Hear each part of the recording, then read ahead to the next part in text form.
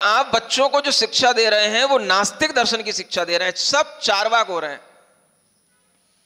हर बच्चे के मुंह से क्या निकलता है? मेरी जिंदगी, मेरा एंजॉयमेंट, मेरी लाइफ। आप कौन होते हैं बीच में उसमें इंटरफेयर करने वाले? मुझे स्मोकिंग करना है, ये मेरी इंटरेस्ट की बात है। मुझे ड्रिंकिंग करना है, ये मेरी चॉइस है। मुझे किन्हीं भी होटलों में जाना है, किसी भी तरीके से अपनी नाइट बिताना है, मुझे ये मेरी चॉइस है। आप कौन होते हैं? My life my rules. बस जब दूसरे रूल्स उनको सिखाई नहीं गए हैं तो उनकी लाइफ में उनके रूल्स चलेंगे। और यही सिखाया जाता है, यही हर बच्चे को एक दूसरे के माध्यम से ज्ञान दिया जाता है। भैया अपने अपने जीवन में अपना एंजॉयमेंट के तरीके निकालो। किसी के कहने से चलोगे तो फिर जिंदगी क्या है? अपनी जिंदगी है, अपने ढंग से जियो। मेरी जिंदगी है, मैं अपने ढंग से जी रहा हूं। आपको इससे क्या लेना देना है?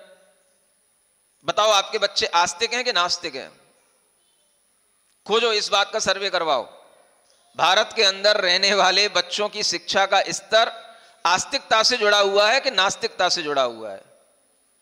आज के जितने भी पढ़े लिखे बच्चे हैं, हॉस्टलों में पढ़ने वाले बच्चे हैं, ये सब नास्तिकता के दिमाग से चल रहे हैं कि आस्तिकता के दिमाग से चल रहे हैं? अगर आस्तिक होंगे तो हमें कहना ही नहीं पड़ेगा, बेटा ये पाप है, पाप नहीं करना। वो कहता काहे का पाप? ये पाप पुण्य का डर क्यों दिखाते हो हमें? ये आप लोगों ने हवा बना रखा है, डर बना रखा है।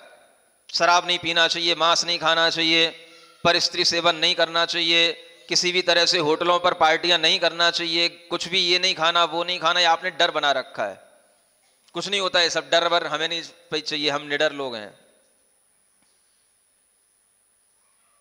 आपके कहने से हम ये सब चीजें मान लें, ये हमारी फिरकत में नहीं है।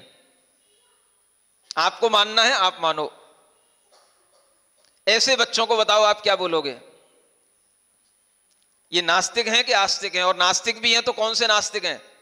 ये उसी दर्जे के नास्तिक हैं जो यहां बताया जा रहा है। लोकायत हैं ये सब, लौकिकता में डूबे रहने वाले। इनका काम ही है बस खाओ पियो ऐश करो। उदर पूर्ति और शिश्न पूर्ति। शिश्न जानते हो? ये नीचे जो जननेंद्रिय होती है, इसको शिश्न बोलते हैं। आचार्य समंतभद्र महाराज ने ईसा की 3री शताब्दी में ये लिख रखा है कि ऐसे मत हे भगवान आपके दर्शन के सामने भी खड़े हो रहे हैं। और उस समय पर भी ये मत चला करते थे, और ये लोग भी मुक्ति के दावे करते हैं। ये कितनी हास्य की बात है कि ये लोग जो केवल उदर पूर्ति और शिश्न पूर्ति के लिए जी रहे हैं, ये लोग भी मुक्ति के दावे कर रहे हैं। ये आचार्य समंतभद्र महाराज लिख रहे हैं और कहते हैं भगवान ये कितने हास्य की बात है, और दुनिया इसको भी मान रही है कि हाँ इससे भी मुक्ति मिलती है। खाओ पियो ऐश करो, मुक्ति इसी से मिलेगी। अगर इस जन्म में आपने सुख नहीं भोगा तो अगले जन्म में सुख नहीं मिलेगा। इसलिए सुख भोगो, जैसे मिले वैसे भोगो, जिसका मिले उसका भोगो। सुख भोगना ही एकमात्र काम है। शराब पियो, मांस खाओ, खूब दुराचार करो, सब तरीके के जितने कामों से आपको यहां सुख मिलेगा, उसी तरह से आपको परलोक में भी अगर मिलेगा तो सुख इसी से मिलेगा। क्योंकि जो यहां सुखी नहीं है वो कहीं भी सुखी नहीं है। ये सिद्धांत सिखाया जाता है। समझ में आ रहा है? अब सोचो, आपने बच्चों को पढ़ा करके बीटेक एमटेक करा दिया, एमबीए और सब पढ़ाई पढ़ा दी आपने, और उनके दिमाग में क्या कचरा भरा हुआ है?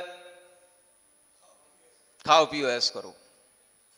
आपने अपनी जिंदगी जी ली, अब हमें अपनी जिंदगी जीने दो। इतने बच्चे, कहना चाहिए माता पिता का अनादर करने वाले भी बच्चे हो जाते हैं। ऐसी बातें भी सुनने को मिलती हैं। अगर माता पिता कहते हैं बेटा मैंने क्या तुझे इसीलिए पैदा किया था, तो बेटे यहां तक भी बोल देते हैं वो आपने अपने मजे के लिए हमें पैदा किया होगा, आपने अपना काम कर लिया, मुझे अपना काम करने दो। ऐसे भी लोग हैं, ये भी सुनने को मिलता है। जब बच्चों के अंदर इस तरीके की बेहूदी बेवकूफी दिखाई देगी तो आप समझो कि आप उन बच्चों को पढ़ा करके क्या बना रहे हो। ये लोकायत मत के अनुसार बच्चे चल रहे हैं या किसी भी आस्तिक मत के अनुसार चल रहे हैं। मैं कह रहा हूं ना वो वैदिक बन रहे हैं ना जैन बन रहे हैं, कुछ नहीं बन रहे हैं। वो निरतांत भ्रष्ट बन रहे हैं। जिन स्थानों में, जिन कॉलेजों में बच्चों के लिए इस तरह से ऐश करने के साधन बनते हैं, अगर सरकारें उन बच्चों को रोकेंगी नहीं और उनको बिल्कुल फ्रीडम दे देंगी, जो तुम्हें करना है करो, तो कभी भी ये दुष्कंटक नष्ट होने वाला नहीं है, ये अपराध कभी नष्ट होने वाला नहीं है। आज कोई भी बच्चा होता है 14-15 साल का बच्चा, वो किसी भी दूसरी लड़की को लेकर के कहीं पर भी किसी होटल में जाकर के कुछ भी कर लेता है। ये दुष्कंटक सिखाने का श्रेय किसने दिया? ये आज की शिक्षा जो चल रही है, इस शिक्षा के कारण से श्रेय मिला। कोई भी सरकारें शिक्षा की नीतियां तो बदल रही हैं, लेकिन शिक्षा के माहौल नहीं बदल रही हैं।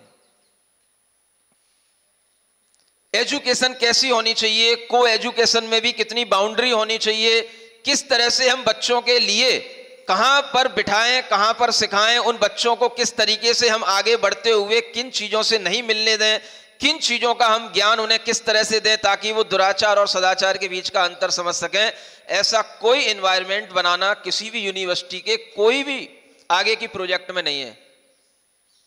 सिर्फ शिक्षाएं बदली जा रही हैं। हाँ, पहले जो अंग्रेजी शिक्षा चलती थी उसमें जो चीजें पढ़ाई जाती थी हिस्ट्री की, वो हिस्ट्री की चीजों में बहुत सारे मुगल शासकों की हिस्ट्रियां थी, ये थी वो थी, वो बदल करके अब आप शिवाजी की डाल दो, टीपू सुल्तान की डाल दो, बस ये तो हो जाएगा।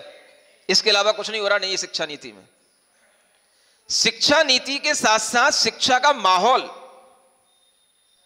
सरकारें जब खुद इस बात को तय करें कि कॉलेज में पढ़ने वाले बच्चे भी कहां रहेंगे, कहां रुकेंगे, कहां उनके 24 घंटे बीतेंगे, वो क्या कर्म करेंगे, उन्हें कौन सी हमें आस्तिकता के वो सिद्धांत सिखाना है जिससे कि वो पाप करने से बचें, दुराचार करने से बचें, अगर ये शिक्षा नीतियों में नहीं आ रहा है तो मैं कह रहा हूं ये नई शिक्षा नीति भी कोई काम की नहीं है।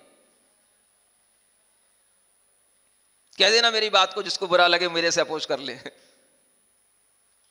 ये नई शिक्षा नीतियों के अंदर अगर ये अध्यात्म का ज्ञान नहीं आएगा तो बच्चा कभी भी आत्मा के श्रद्धान, आत्मा के ज्ञान से नहीं जुड़ेगा, और जिसे आत्मा का श्रद्धान नहीं आ रहा है वो कभी पुण्य पाप से डरने वाला नहीं है।